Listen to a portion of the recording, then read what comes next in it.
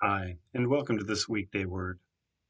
The New Testament passage in the daily office today is Colossians 4, and verse 6 says this: "Let your speech always be gracious, seasoned with salt, so that you may know how you ought to answer each person."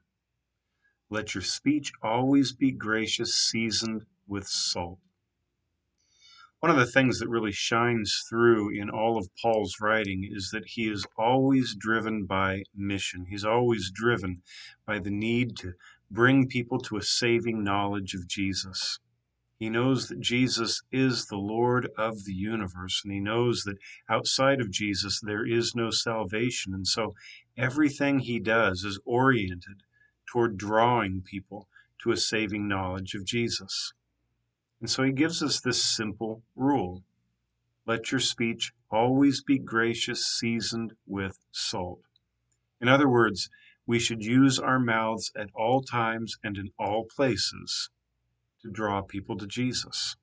And we should consider how our speaking will either bring someone closer to Jesus or drive someone further away. C.S. Lewis gets at the same idea in his address, Bearing the Weight of Glory, where he says, startlingly, there are no mere mortals. Everyone we meet, everyone we work with, play with, snub, he goes on to say, is an immortal splendor or an immortal horror, but immortal either way. There are no mere mortals. And so everything we do, everything we say, he goes on to point out, is either bringing someone closer to Jesus or driving them further away. That he calls bearing the weight of glory, the weight that comes from knowing the truth. And so Paul says, let your speech always be gracious, seasoned with salt.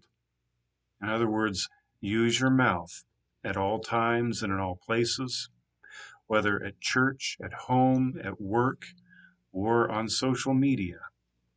Use your mouth to draw people closer to Jesus and not drive them further away. So Paul, I think, speaks a word to all of us that we need to put into practice. So I pray that today your speech is gracious, seasoned with salt, and draws everyone you encounter closer to the Lord. Be blessed this day, and I look forward to seeing you soon.